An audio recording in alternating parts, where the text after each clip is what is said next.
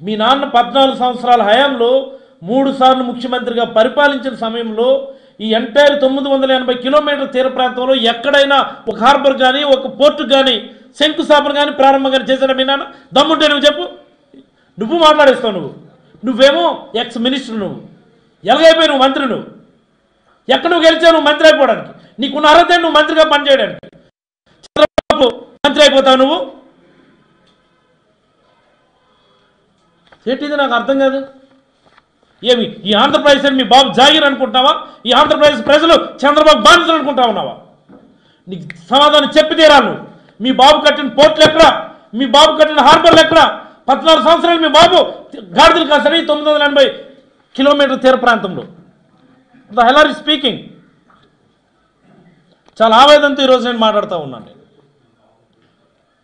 ఈ రాష్ట్రంలో ఉద్యోగాల గురించి చాలా పెద్ద ఎలివేషన్ ఇచ్చాడు. మీరు అబ్జర్వ్ చేస్తారో లేదు. ఉద్యోగాల గురించి మాట్లాడుతూ డిఎస్సి ఉద్యోగాలు మనము 6,100 ఉద్యోగాలు ఇచ్చామని చెప్పి, మన వాళ్ళ నాన్న హయాంలో ఎన్ని ఉద్యోగాలు వచ్చాయని చెప్పి విశ్వవిఖ్యాత నవరస నట సార్వభౌమ నందమూరి తారక రామారావు గారు అలాగే చంద్రబాబు గారు కలిపి 1,70,00,000 ఉపాధ్యాయ ఉద్యోగాలు ఇచ్చాం. ఏంద్రా బాబు ఇది? నాకు అర్థం కాదు. 1,70,00,000 ఉపాధ్యాయ ఉద్యోగాలేమో ఇచ్చారట. ఎక్కడున్నాయి?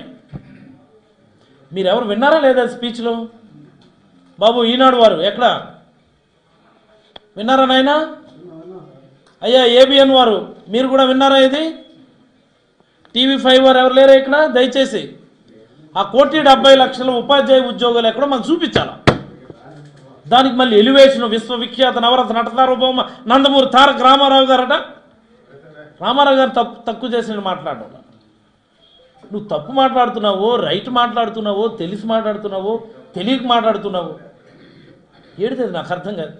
1,70,00,000 ఉద్యోగాలు నిజంగా నువ్వు ఇచ్చుండుంటే ఈ రాష్ట్రంలో ఉన్న కుటుంబాలు 1,62,00,000 కుటుంబాలు ఉన్నాయి. మనం ఎన్ని ఉన్నాయి? 1,62,00,000 కుటుంబాలు ఉన్నాయి. పోనీ మీ నాన్న కంబైన్ ఆంధ్రప్రదేశ్ పనిచేశాడు కదా 10 సంవత్సరాలు. తెలంగాణ ఇది మనకు కలిపి కదా. తెలంగాణలో ఎన్ని ఉంటాయి? ఆన్ అండ్ యావరేజ్ 1,20,00,000 కుటుంబాలు ఉంటే పెద్ద ఇదేమి పెద్ద ఆన్ అండ్ యావరేజ్ ఉండడానికి. అంటే 52-48 కదా రేషియో మంది ఉంటే. 1,20,00,000 కుటుంబాలు అక్కడ ఉంటే మనం 1,62,00,000 కుటుంబాలు అంటే మొత్తంగా కలిపితే 2,82,00,000 కుటుంబాలు ఈ రెండు రాష్ట్రాలు కలిపి ఉన్నాయని అనుకుందాం.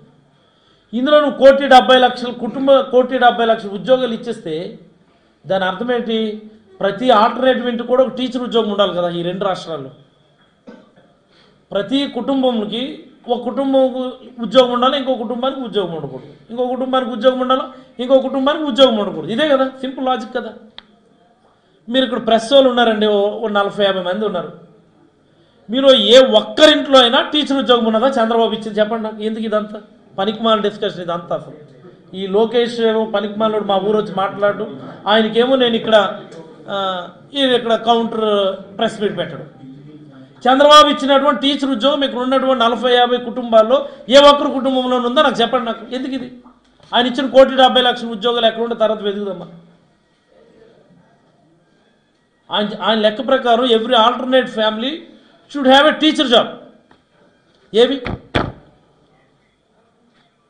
నీలాంటి వాడిని, నోరు తిరగనోడిని, మనం మాట్లాడేది తప్పో రైటో తెలియనోడిని మీ బాబు ఏమో పాదయాత్ర పంపించాడు. నడలేని బాబోయ్ నాకేంటి బాధ అనుకుని చెప్పి నువ్వు అక్కడెక్కడ ఆపేస్తే ఆయన ఊరుకున్నాడా? ఆ పప్పులే ముడుకు నువ్వు ఇదిగా ఆ సంకలేవో నాకని చెప్పి మళ్ళీ ఇక్కడ శంకారామని చెప్పి ఇటు పంపించాడు. నువ్వు వచ్చేమో మాకు ఇక్కడేమో ఈ ఏంటిది 1,70,00,000 ఉద్యోగాలు ఎక్కడున్నాయి అడుగు, మీ బాబుకి అడుగు. ఇది నాకు రాసి ఇచ్చినారు కదా స్క్రిప్ట్ నాన్నారు నాకు ఈ స్క్రిప్ట్ మీరు రాసి ఇచ్చారు, నేను చదివాను. అదిగో ఆ డాక్టర్ ఏమో ఆ పాయింటే పట్టుకొని అడుగుతున్నాడు 1,70,00,000 టీచర్ ఉద్యోగాలు ఎక్కడున్నాయని మాకు చూపించండి అని చెప్పి అడిగి. బుర్ర ఏమైనా పని చేస్తుందా? అసలు నీకేమైనా నీ మాటల మీద నీకేమైనా కంట్రోల్ ఉందా లేదా నాకు డౌట్. నాకు అసలు ఏం మాటలు అవి? పిచ్చి మాటలన్నీ మాట్లాడుతున్నావు. భోగాపురం ఎయిర్పోర్ట్కేమో ల్యాండ్ ఎక్విజిషన్ జరగలేదట. ఓరయ్య ఎల్లురా బాబు, అక్కడ పనులు బ్రహ్మాండంగా జరుగుతున్నాయి. ఆ GMR దుమ్ము రేకోట ఉన్నాడు అక్కడ. అసలు ఎంత అన్యాయం అంటే మా శ్రీకాకుళం జిల్లా హెడ్ క్వార్టర్స్లో ఐటీ కంపెనీ కోసం అని చెప్పి ప్లేస్ కేటాయించారట. ఎక్కడ చూపించి నాకు, నేను వస్తాను. నేను బాబు ఈనాడు వారు మీకన్నా తెలుసా? ఎక్కడున్నారండి? ఈటీవీ వారు పోనీ దయచేసి రేపు వెళ్ళి ఆ నారా లోకేష్ గారు ఐటీ మినిస్టర్గా ఉన్నప్పుడు శ్రీకాకుళంలో కేటాయించినటువంటి ఆ స్థలాన్ని ఒకసారి మీరు చూపించండి దయచేసి. ఆ TV5 వారు ABN వారు వాళ్ళు ఎవరైనా పోనీ మనోళ్ళైనా ఔత్సాహికులు ఎవరైనా సరదాగా వెళ్ళి ఆ ప్లేస్ ఎక్కడుందో చూపించాడు రా స్వామి. మాకు పిచ్చెక్కి మాట్లాడే మాటలు, నువ్వు మాట్లాడే మాటలు అసలు అది కరెక్ట్ మాట్లాడుతున్నామా తప్పు మాట్లాడుతున్నామా, స్క్రిప్ట్ రాసిచ్చినోడికి అసలు అవగాహన ఉందా లేదా అన్నది చెక్ చేసుకోకుండా ఇష్టానుసారం నువ్వు మాట్లాడు. ఏంద్రాబాయ్ నాకు అర్థం కాదు ఇది. నాకు అసలు ఇలాంటి వాడిని చంద్రబాబు పాదయాత్రకు పంపించి సంకనాకించడానికి పంపించడం, తెలుగుదేశం పార్టీకి సంకనాకించడంలో ఇదే మొదటి అడుగని నేనైతే అభిప్రాయపడతా ఉన్నాను. అనేకమైనటువంటి అంశాలైన ఇష్టానుసారం మాట్లాడుతూ అధికారుల్ని చంపేశారని, లేకపోతే ఇది విధ్వంసం జరిగిపోతుందని, అదని ఇదని. ఉద్యోగాల గురించి కొన్ని మాట్లాడదామండి ఒక్క నిమిషం. మనం ఈ 1,70,00,000 ఉద్యోగాల్లో పడి మనం ఎన్ని ఉద్యోగాలు ఇచ్చామో యాక్చువల్గా ఇది ప్రజలకు చెప్పాల్సిన అవసరం ఉంది. ఆంధ్రప్రదేశ్ ప్రజలందరికీ నేను ఒక విషయం తెలియజేయదలుచుకున్నాను. ఈ రాష్ట్రంలో సుమారుగా 5.6 లక్షల పర్మనెంట్ ప్రభుత్వ ఉద్యోగాలు ఉన్నాయి right now at this junction. 5,60,000 ఉద్యోగాలు, ప్రభుత్వ ఉద్యోగాలు, పర్మనెంట్ జాబ్స్, గవర్నమెంట్ జాబ్స్. నేనేమి contract jobs, outsourcing jobs వీటి గురించి నేనేం మాట్లాడడం లేదు. I'm discussing about only the permanent government jobs. Right now at this junction ఉన్నటువంటివి 5.6 లక్షల ఉద్యోగాలు యావరేజ్గా అటు ఇటుగా ఉంటాయి. ఈ 5.6 లక్షల ఉద్యోగాల్లో జగన్మోహన్ రెడ్డి గారు ముఖ్యమంత్రి అయ్యే సమయానికి రాష్ట్రంలో ఉన్నటువంటి పర్మనెంట్ జాబ్స్ 3.4 lakhs. 3.4 lakhs. ఈ కేవలం ఈ 5 ఏళ్ల కాలం, ఈ 5 ఏళ్ల కాలం కోవిడ్ పీరియడ్ తీసిస్తే ఇంకా 2 సార్ మార్కెట్ నుంచి అలాగే తీసుకొచ్చినట్టుంది రియల్ గానే జగన్మోహన్ రెడ్డి గారు. ది ఐరనీ ఈజ్ 65 సంవత్సరాల ఆంధ్రప్రదేశ్ అవతరణ తర్వాత అనేక మంది ముఖ్యమంత్రులు, అనేక ప్రభుత్వాలు వచ్చి, ఇన్ని ప్రభుత్వాలు వచ్చిన తర్వాత 2019 మనము జగన్మోహన్ రెడ్డి గారు ముఖ్యమంత్రి అయ్యే సమయానికి రాష్ట్రంలో ఉన్నటువంటి ఉద్యోగాలు 3.4 lakhs అయితే ఒక్క 5 ఏళ్ల కాలంలో 2.2 లక్షల ఉద్యోగాలు జగన్మోహన్ రెడ్డి గారు ఇచ్చారు. లోకేష్ ఇది రాసుకో. మీ నాన్నగారు నన్ను అడుగు చెప్తారు, ఆయన కూడా లెక్కలు చెప్తారు. అసలు నాన్నారు మీరు ముఖ్యమంత్రిగా దిగిపోయే టైంకి రాష్ట్రంలో ఎన్ని ప్రభుత్వ ఉద్యోగాలు ఉన్నాయని అడుగు, మీ నాన్నగారు చెప్తారు కదా. ఆయన మేమేమి ఉద్యోగాలు ఇచ్చామో తెలిసిపోతుంది కదా. 2.2 అంటే 2,20,000 ఉద్యోగాలు ఇచ్చినాం మేము. ఓన్లీ గవర్నమెంట్ ఉద్యోగాల గురించే నేను మాట్లాడతాను, ఇంక్లూడింగ్ లేటెస్ట్ 6,100 DSC పోస్టులు, 680 ఫారెస్ట్ డిపార్ట్మెంట్ పోస్టులు కలుపుకొని నేను మాట్లాడుతూ ఉన్నాను యావరేజ్గా. మీ నాన్నగారు 14 నుంచి 19 మధ్యలో చంద్రబాబు గారు ఇచ్చినటువంటి ప్రభుత్వ ఉద్యోగాల సంఖ్య ఎంతో తెలుసా? రాష్ట్ర ప్రజలారు ఇది మీరు అందరూ కూడా గమనించాలా. కేవలం 34,000 ప్రభుత్వ ఉద్యోగాలు చంద్రబాబు 14 నుంచి 19 మధ్యలో ఇస్తే, ఇదే జగన్మోహన్ రెడ్డి గారు 19 నుంచి 24 వరకు 2,20,000 ప్రభుత్వ ఉద్యోగాలు ఇచ్చినటువంటి ఘనత. ఇంకా కాంట్రాక్ట్ జాబ్స్ గురించి మాట్లాడితే అవొక అదనంగా సుమారుగా ఒక 40,000 కాంట్రాక్ట్ ఉద్యోగాలు ఇచ్చినాం. అవుట్సోర్సింగ్ సుమారుగా వాలంటీర్ల గురించి నేను మాట్లాడడం లేదు, తీసేస్తే 1,23,000 అవుట్సోర్సింగ్ ఉద్యోగాలు ఇచ్చాం. ఏపీఎస్ఆర్టీసీ ఉద్యోగుల్ని గవర్నమెంట్లోకి మెర్జ్ చేశామని, ప్రభుత్వ ఉద్యోగులుగా వాళ్ళని గుర్తించారు. ఇంత స్వర్ణయుగం నిజంగా ఉద్యోగాలకు సంబంధించి ఎప్పుడైనా ఉందా స్వాతంత్రం వచ్చిన తర్వాత ఈ ఆంధ్రప్రదేశ్ రాష్ట్రానికి? ఈయన కూడా వచ్చి మాట్లాడేస్తాడు. ఈయన ఉద్యోగాల కల్పన గురించి, ఉద్యోగాలు ఇవ్వడం గురించి. ఇంకెవరికి తెలీదా? ఇప్పుడు టీవీలు లేవా, సోషల్ మీడియా లేదా, సెల్ ఫోన్ లేవా, ఇంటర్నెట్ లేదా, గూగుల్ లేదా? గూగుల్ తల్లికి అనేస్తే చాలు టక టక టక టక టక టక వచ్చేస్తున్నాయి. మీ జాతకాలు చక్కగా వచ్చేస్తున్నాయి. ఎప్పుడో ఇంటర్నెట్ రాకముందు అప్పుడు ఉడికినాయేమో మీ పప్పులు, ఈనాడు, ఆంధ్రజ్యోతి, టీవీ పప్పులు తప్ప ఇప్పుడు లేదు. జస్ట్ గూగుల్లో 2014 నుంచి 19 మధ్యలో ఎన్ని ఉద్యోగాలు చంద్రబాబు కల్పించాడంటే చక్కగా వచ్చేస్తుంది. 19 నుంచి 24 మధ్యలో ఎన్ని ఉద్యోగాలు జగన్మోహన్ రెడ్డి గారు క్రియేట్ చేశారంటే చక్కగా వచ్చేస్తుంది కదా, చెక్ చేసుకోండి. దీనికేమో పెద్ద నువ్వు ఎర్ర బుక్కు, ఈ డ్రామాలు ఎవరికి అవసరమే? నీ బాడీ లాంగ్వేజ్కి, నువ్వు మాట్లాడే మాటలకి ఏమైనా సంబంధం ఉందా? బ్రహ్మానందం సీరియస్ డైలాగులు చెప్తే ఎలాగుంటుంది అలా ఉన్నది. నువ్వేమో ఎర్ర బుక్కు, మాకు లేవు, మాకు కోపం లేదు, మాకు ఆవేశం లేదు. మాకు చంద్రబాబు కొడుకు కాబట్టి నువ్వు ఏదైనా మాట్లాడచ్చు. చంద్రబాబు కొడుకు అయితే ఎవరికి ఎక్కువ అని అడుగుతున్నాను. పిచ్చి పిచ్చి మాటలు మాట్లాడితే మాత్రం నీ ఎర్ర బుక్కు ఎర్ర బుక్గా మారుతుందని కూడా హెచ్చరిస్తూ ఉన్నాను. మరి అలాగనే మరొక 2-3 అంశాల గురించి లోకేష్ గారు మాట్లాడున్నారు. నా గురించి కూడా చాలా విషయాలు. ఇక్కడ కిడ్నీ హాస్పిటల్ వాళ్ళే కట్టారని, డిగ్రీ కాలేజీలకు బిల్డింగ్లు కట్టారని, ఆర్ఓబి పనులు వాళ్ళే మొదలు పెట్టారని, ఈ శ్రీకాకుళం జిల్లాలో ఒక్క పెండింగ్ ప్రాజెక్ట్ అయినా పూర్తి చేశారని. అయ్యా అసలు నాకు అర్థం కాదు. ఈ నియోజకవర్గానికి డిగ్రీ కాలేజ్ లేదురా అని మేము ఒత్తుకుంటా ఉంటే డిగ్రీ కాలేజ్ బిల్డింగ్లు ఇచ్చానని చెప్తావు నువ్వు. నీకు అసలు బుర్రా బుద్ధి ఉందా? ఎవరికి ఇచ్చాను డిగ్రీ కాలేజ్ బిల్డింగ్లు? మా నియోజకవర్గంలో డిగ్రీ కాలేజ్ లేదు. నేను ఎమ్మెల్యే అయ్యేంత వరకు, జగన్మోహన్ రెడ్డి గారు ముఖ్యమంత్రి అయ్యేంత వరకు మా దరిద్రం, ఈ గౌతోల దరిద్రం వల్ల ఏంటంటే ఈ నియోజకవర్గంలో డిగ్రీ కాలేజ్ లేదు. అదే కదా మేము బాధపడతా ఉన్నాం. ఆ దరిద్రం వల్ల మా నియోజకవర్గం, మా ప్రాంతం వెనుకబడిపోయింది, ఉత్తరాంధ్ర వెనుకబడిపోయింది అన్నదే కదా మా ఆవేదన అంతా. నువ్వు వచ్చేమో డిగ్రీ కాలేజీకి బిల్డింగ్ ఇచ్చాట. అసలు డిగ్రీ కాలేజ్ ఎప్పుడు ఇచ్చావు, బిల్డింగ్లు ఎక్కడిచ్చావు?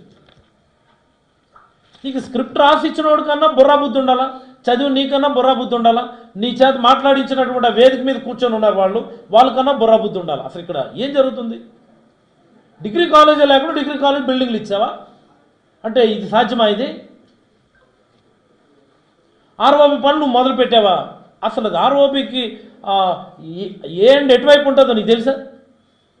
నీకు స్క్రిప్ట్ రాసి ఇచ్చిన వాళ్ళకన్నా తెలుసా? అది ఎందుకు ఆగిపోయిందో తెలుసా? ఎప్పుడు పనులు మొదలు పెట్టారో తెలుసా? హనుమంత్ అప్పయ్య గారి హయాంలో మొదలుపెట్టివి. ఎప్పుడు 2007, ఇది 2024, 17 సంవత్సరాల క్రితం రా నాయన. నీకు అప్పుడు వయసు నువ్వు ఇంకెక్కడల్లా అక్కడ స్టాన్ఫోర్డ్ యూనివర్సిటీలో ఎక్కడో స్విమ్మింగ్ పూల్లో గట్రా ఉండుంటావు ఆ టైంకి. నువ్వు ఇవన్నీ బాధలు చూసే మా నాయకుడు పాదయాత్ర చేసి వీటన్నిటిని మాకు మంజూరు చేస్తే ఆర్ఓబి పనులు మేము చేసుకుంటున్నాం. శ్రీకాకుళం జిల్లా గురించి కూడా నువ్వు మాట్లాడేస్తే ఏంద్రపై నాకు అర్థం కాదు. Vamsadhara phase 2 stage 2 near completion in the regime of Sri YS Jaganmohan Reddy గారు. రాసుకో లోకేష్. నేరడ్ బ్యారేజ్ అన్నట్టు ఒకటి ఉంటుంది, నీకు తెలుసా? నువ్వు విన్నావు అసలు ఎప్పుడైనా? మీ నాన్నగారిని అడుగు చెప్తారు ఆయన. నేరడ్ బ్యారేజ్ అనుకున్న ఆ డాక్టర్ నన్ను అడుగుతున్నాడు, ప్రెస్ మీట్లో కూర్చొని నన్ను వాయిస్తున్నాడు. అసలు నేరడ్ బ్యారేజ్ అంటే ఏంటి, అది ఎక్కడుందని అడుగుతున్నాడు అన్నాడు. మీ నాన్నగారు చెప్తారు కదా. నేరడ్ బ్యారేజ్ కట్టకపోతే ఆ హిరమండలం రిజర్వాయర్కి ఫుల్ కెపాసిటీ రాదు నాయన. మీ నాన్నగారు కూడా తెలుసు నాయన. మీ నాన్నగారు ఎప్పుడు కూడా నేరడ్ బ్యారేజ్ కట్టాలని, కట్టించాలని, లేకపోతే ఒరిస్సా గవర్నమెంట్తో మాట్లాడాలని, కోర్టుల్లో దాని గురించి ఫైట్ చేయాలన్నటువంటి సెన్సిబిలిటీ మీ నాన్నగారికి లేదు నాయన.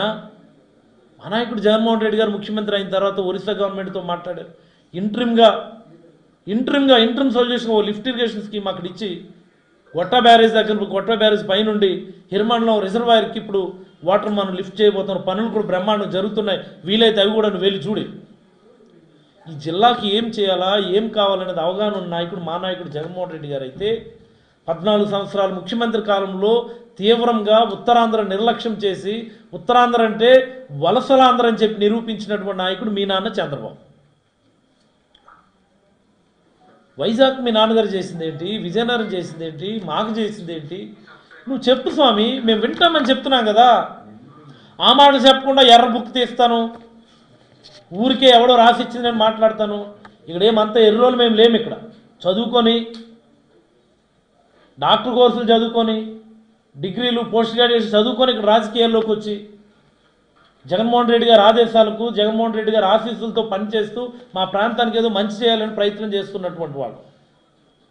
నీలాంటి చదువు సంజయ్ లేనటువంటి పనికిమాలినోళ్ళని మేము పెద్దగా పట్టించుకోము. అసలు తొక్కుకుంటూ వెళ్ళిపోతామే తప్ప ఆగే ప్రసక్తి ఉండదు. నువ్వేంటి నాకు అసలు మా స్పీడ్కి నువ్వేంటి కాసుకోగలవు? నువ్వేంటి కాసుకోగలవు మా స్పీడ్కి? 2 నెలలు ఆగితే స్పీడ్కి బ్రేక్లు వేసేస్తావా? అసలు నువ్వే నియోజకవర్గంలో పోటీ చేస్తావో నీకు దమ్ముంటే నువ్వు చెప్పు, తర్వాత నీ మాటలు వింటాం మేము. కనీసం మీ నాన్నగారన్న కుప్పం నుంచి పోటీ చేస్తారో లేదో అదన్నా చెప్పు, అప్పుడు వింటాము.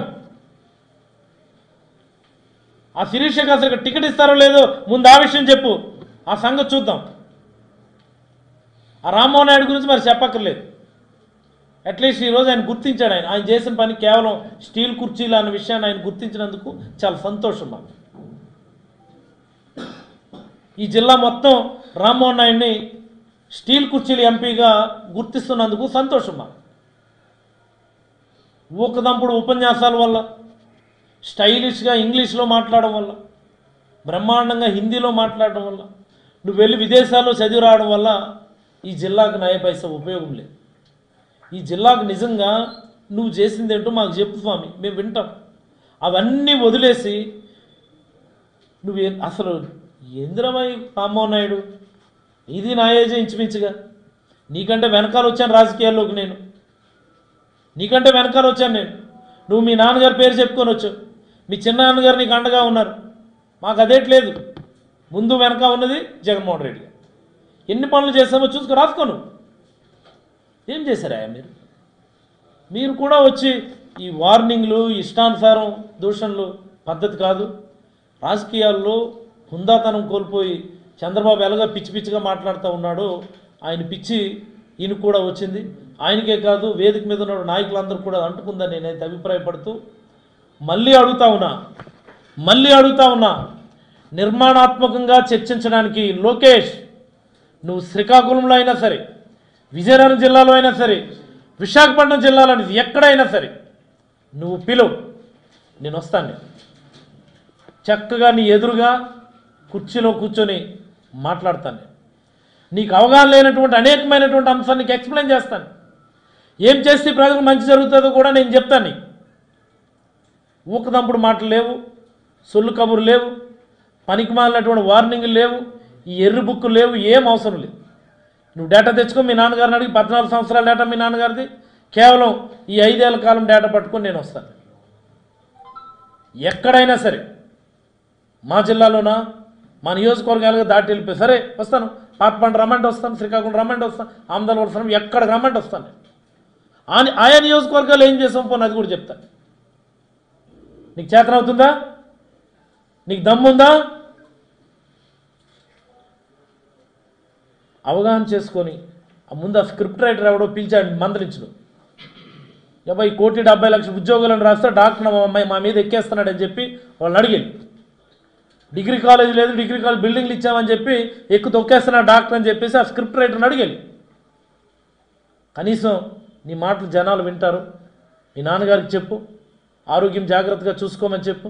ఎందుచేతండి ఇవి చిట్ట చివరి ఎన్నికలు, జగన్మోహన్ రెడ్డి గారు మళ్ళీ అఖండ మెజారిటీతో ముఖ్యమంత్రి అవుతారు. మరి మీ నాన్నగారు అప్పటికి కంప్లీట్లీ ముసలితనం ఆవహిస్తుంది. ఇప్పటికీ ఆయనకి బుర్ర పనిచేయడం లేదు. నేను మాట్లాడింది ఈరోజు గుర్తుండడం లేదు, మొన్న మాట్లాడింది నిన్నటి గుర్తుండడం లేదు. కాబట్టి తర్వాత పరిస్థితి మరింత దుర్భరంగా ఉంటాయి. నువ్వు ఎంత ఎక్కువ చేస్తే అంతకు మించి మేము కూడా మాట్లాడగలం అన్నటువంటి విషయాన్ని నువ్వు గుర్తెరగాలని, గుర్తుంచుకోవాలని, నీకు మీ నాన్నగారికి మంచి బుద్ధి ఆ దేవుడు ప్రసాదించాలని మనస్ఫూర్తిగా నేనైతే కోరుకుంటూ సెలవు తీసుకుంటాను. Any questions?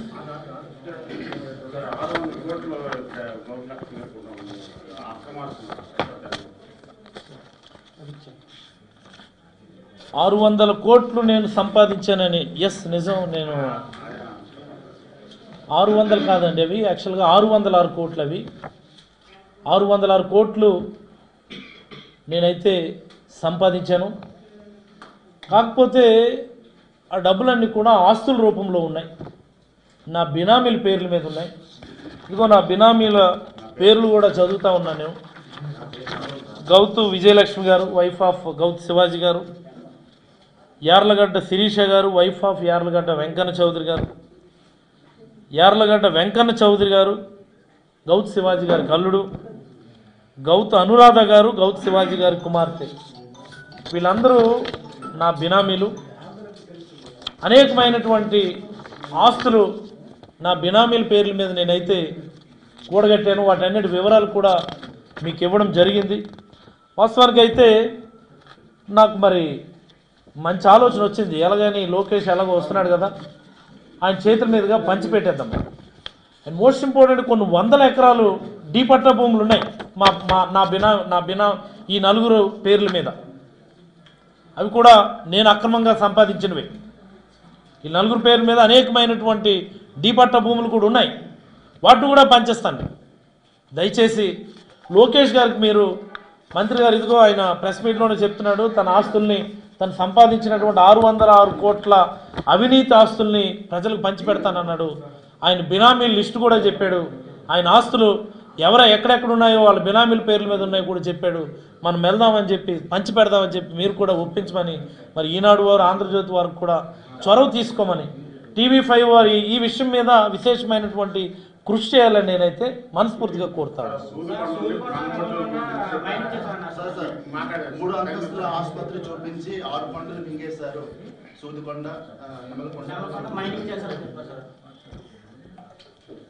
నల్లబొడ్లూరు కొండని ఎవడో అన్నాడు. నల్లబొడ్లూరు కొండ దగ్గరికి మనం వెళ్దాం. ఆవిడ కూడా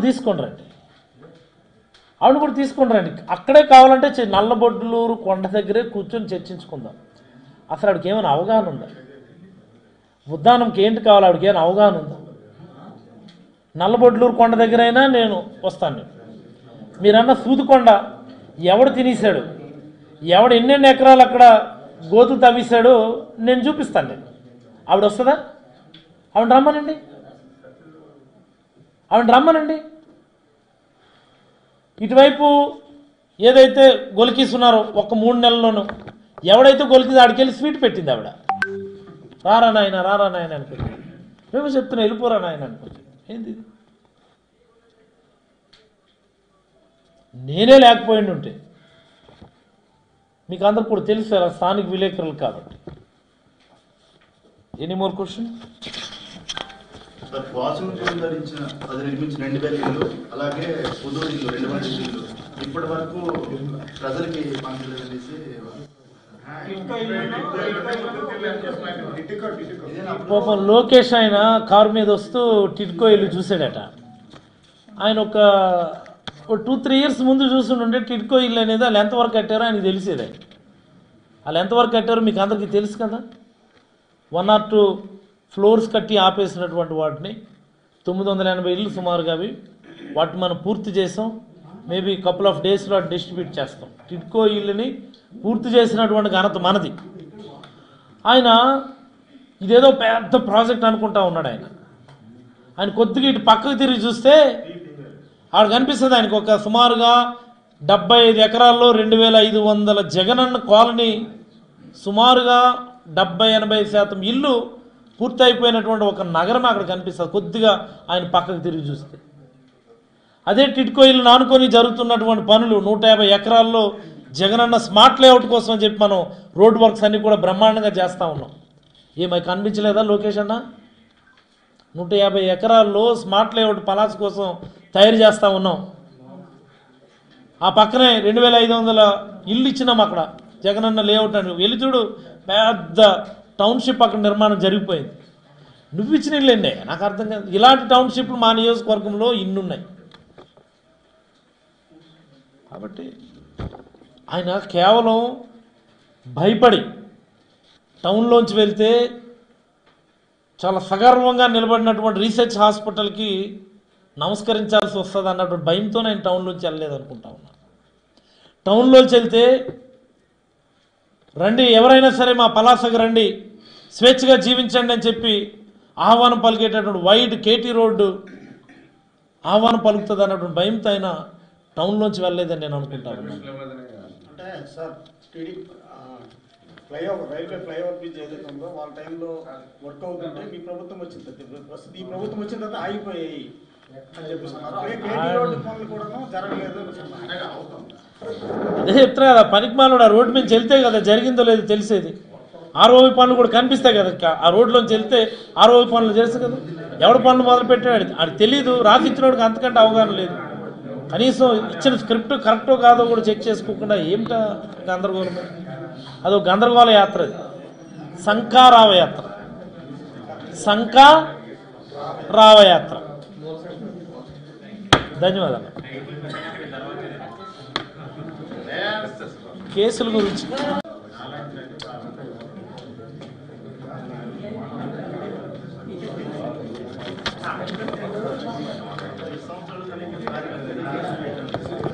మైకులో అడిగి చెప్తాను. మంచి క్వశ్చన్ ఇది, ఒకసారి పెట్టేది చెప్తాను.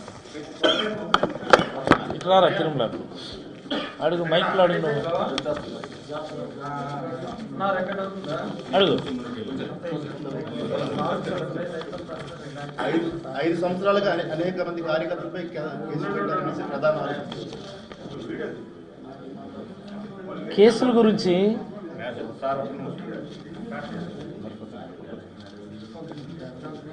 గురించి మీ అందరికీ ఒక విషయం చెప్పాలి. మీరు ఒకసారి నా ఎన్నికల ఎఫిడవిట్ మీరు ఒకసారి గమనిస్తే అందులో నా మీద 4 కేసులు ఉంటాయి, 4 ఎఫ్ఐఆర్లు ఉంటాయి. డిఫరెంట్ సందర్భాల్లో 4 ఎఫ్ఐఆర్లు ఉంటాయి నా మీద. నేను రాజకీయాల్లోకి ఎప్పుడు వచ్చానండి? 2017 మేలో వచ్చాను. ఎన్నికలు ఎప్పుడయ్యాయండి? 2019 ఏప్రిల్, అంటే 2 ఏళ్ల కాలం అనుకుందాం. ఈ 2 ఏళ్ల కాలంలో ఈ నియోజకవర్గ ప్రతిపక్ష నాయకుడి మీద పెట్టినటువంటి కేసులు 4 కేసులు పెట్టారు నా మీద. ఇప్పుడు ఇదే శిరీష గారు 5 సంవత్సరాలు ప్రతిపక్షంలో ఉంది కదా, ఆవిడ మీద ఒక్క ఎఫ్ఐఆర్ ఉందా? Single FIR. I'm challenge. మీరు వెళ్ళి అడగండి ఒకసారి. కేవలం 2 ఏళ్ల కాలం నేను అపోజిషన్ లీడర్గా, 5 ఏళ్ల కాలం కూడా కాదు, 2 ఏళ్ల కాలంలో నా మీద 4 ఎఫ్ఐఆర్లు ఉన్నాయి. ఆ 4 ఎఫ్ఐఆర్ల వివరాలు కూడా ఎన్నికల ఎఫిడవిట్లు ఉంటాయి, మీరు చెక్ చేసుకోండి. 2018 కాశీబుగ్ పోలీస్ స్టేషన్లో ఎఫ్ఐఆర్ నెంబర్ 33, ఐపీసీ సెక్షన్స్ 143, 283, 341, 141. ఈ కేసు ఏంటో తెలుసండి. ఇది డోకి హరీష్ అనేటటువంటి ఒక వ్యక్తిని కిరాతకంగా ఇక్కడ తెలుగుదేశం పార్టీ కార్యకర్తలు రోడ్డు మీద కొట్టి చంపేసి రైల్వే ట్రాక్ మీద పడేస్తే ఈ పలాస నియోజకవర్గంలో ఉన్నటువంటి వేలాది మంది ప్రజలు ఒక రోజంతా కూడా కొన్ని వేల మంది ప్రజలు రోడ్డు మీదకి వచ్చి ధర్నా చేసి ఆ ప్రజలందరినీ మోటివేట్ చేయటంలో, ప్రభుత్వాన్ని ప్రశ్నించడంలో మేము చేసినటువంటి పాత్రకి వాళ్ళు మాకు ఇచ్చినటువంటి బహుమానం 4 సెక్షన్లు. 2018 ఎఫ్ఐఆర్ నెంబర్ 33 నోట్ చేసుకోవాలి, చాలా ఇంపార్టెంట్. మరి అలాగే 2018లో ఎఫ్ఐఆర్ నెంబర్ 72 కాశీబుగ్ పోలీస్ స్టేషన్లోనే 151C. ఇదేంటో కేసు తెలుసండి. ఇది ప్రత్యేక హోదా కోసం మేము ఉద్యమం చేస్తే, ప్రత్యేక హోదా కోసం అని చెప్పి మేము ధర్నాలు చేస్తే దానికి అప్పటి ప్రభుత్వం మాకు ఇచ్చినటువంటి బహుమానం మా ఎఫ్ఐఆర్. ఇంకొక FIR CrPC number 104/2018 sections 353, 341 and 34. ఇది దేనికో తెలుసండి? ఈ బహుమానం దేనికో తెలుసా?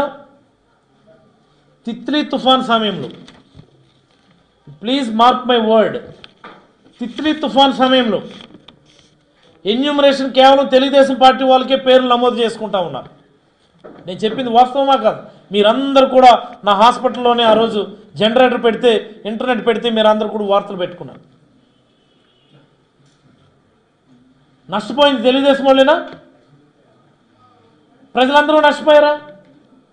ఎన్యూమరేషన్ కేవలం తెలుగుదేశం పార్టీ కార్యకర్తల పేర్లు రాసుకుంటా ఉంటే మేము రోడ్డు ఎక్కాము. మేము తినడానికి తిండి లేదు మాకెవరికి అప్పుడు, త్రాగడానికి మంచినీళ్ళు లేవు మాకెవరికి అప్పుడు, కనీసం ఎవరితో మాట్లాడదామంటే సెల్ ఫోన్ సిగ్నల్స్ లేవు, పిల్లం ఎక్కడుందో తెలియదు, పిల్లలు ఎక్కడున్నారో తెలియదు, కుటుంబం ఎక్కడుందో తెలీదు. అలాంటి సమయంలో మేము ప్రజల కోసం రోడ్డు ఎక్కాం. మేము వసలకొత్తూరు మండలంలో చేసాం, పలాస మండలంలో చేసాం, మందస మండలంలో చేసాం. మీరు ప్రజలకు మంచి చేయండి, ప్రజలందరికీ మీరు ఇవ్వాల్సినటువంటి పరిహారం ఇవ్వండి అని చెప్పి ధర్నా చేసినందుకు అప్పటి ప్రభుత్వం నాకు ఇచ్చినటువంటి బహుమతి. ఇంకొక FIR Kashibugga police station FIR number 148/2018, ఇది కూడా 151C. ఇది కూడా మరొక ఉద్యమం, కిడ్నీ జబ్బుల కోసం అని చెప్పి మేము 11 రోజులు ధర్నా చేశాం. మేము కిడ్నీ జబ్బులను ఆదుకోవాలా, హాస్పిటల్ కట్టండి, మంచినీళ్ళు ఇవ్వండి, పెన్షన్లు ఇవ్వండి అని అడిగిన పాపానికి 11 రోజులు మేము రోడ్డు మీద ధర్నా చేశాం. మీకు అందరికీ తెలుసు. దానికి అప్పటి ప్రభుత్వం నాకు ఇచ్చినటువంటి బహుమానం. కేవలం 2 ఏళ్ల కాలంలో ప్రతిపక్ష నాయకుడిగా ఇక్కడ ఉన్నటువంటి ప్రతి ఎఫ్ఐఆర్ కూడా ఇదేదో క్రిమినల్ యాక్టివిటీలో ఇన్వాల్వ్ అయినటువంటి ఎఫ్ఐఆర్లు కాదు. కేవలం ప్రజా సమస్యల కోసం, ప్రజల కోసం, ప్రజలకు మంచి చేయడానికి మేము ఉద్యమాలు చేస్తే, ధర్నాలు చేస్తే అప్పుడు ప్రభుత్వం నాకు ఇచ్చినటువంటి బహుమానం. ఏది ఈ ప్రభుత్వం ఇక్కడ ఉన్నటువంటి ప్రతిపక్ష నాయకురాల మీద ఒక్కటంటే ఒక్క ఎఫ్ఐఆర్ నమోదు చేసిందా? చెప్పండి చూద్దాం. చెప్పమనండి. ఎందుకు ఇదంతా ఈ పనికిమాలిన ఈ చర్చ అంతా ఎందుకు? ఇది ఎర్ర బుక్ ఎందుకు, ఎర్ర బుక్ ఎందుకు? మాకు మేమెన్ని పేర్లు రాసుకోవాలా? ఎంతమంది మీద రౌడీ షీట్ ఓపెన్ చేయించారు మీరు? బాతుపురంలో ఎక్స్ సర్పంచ్, అప్పటి సర్పంచ్ ఒక మహిళను చూడకుండా జుత్తు పట్టుకొని వీధిలోంచి లాక్కెళ్ళినటువంటి దౌర్భాగ్య చరిత్ర గౌతు కుటుంబానికి. మర్చిపోయామనుకున్నారా? అక్కుపల్లి ఎక్స్ సర్పంచ్, ఆయనకు మీరు రౌడీ షీట్ ఓపెన్ చేయించలేదా? ఉద్దాన గోపినాథపురం ఎక్స్ సర్పంచ్ కొడుకు శ్రీని మీద మీరు రిమాండ్కి పంపించలేదా హత్యానేరం కింద? ఎంత పెద్ద గొడవ జరిగిందో మీకు తెలుసు కదా. ఎంతమంది కార్యకర్తలు మీరు రాచి రంపాను పెట్టారు? మర్చిపోయామనుకున్నారా? కాకపోతే అలాంటి పరిస్థితులు ప్రజలకు ఇవ్వకూడదని చెప్పి ఏ రోజు కూడా మేము అదుపు తప్పలే. ఒక్కొక్కరు మాట్లాడుతూ ఉంటారు, మీరు చూస్తుంటారు కదా సోషల్ మీడియాలో కూడా. నరికేస్తాం, తన్నేస్తాం, చంపేస్తాం, 2 నెలలు ఆగండి మిమ్మల్ని ఊరు నుంచి తరిమేస్తామని చెప్పేసి. అంటే మరి మా కోపాలు రావా? మేము ఆల్రెడీ అధికారంలో ఉన్నాం కదా, మేము చేయాలనుకుంటే చేయలేమా? కానీ ఏ రోజు కూడా మేము అదుపు తప్పలేదే.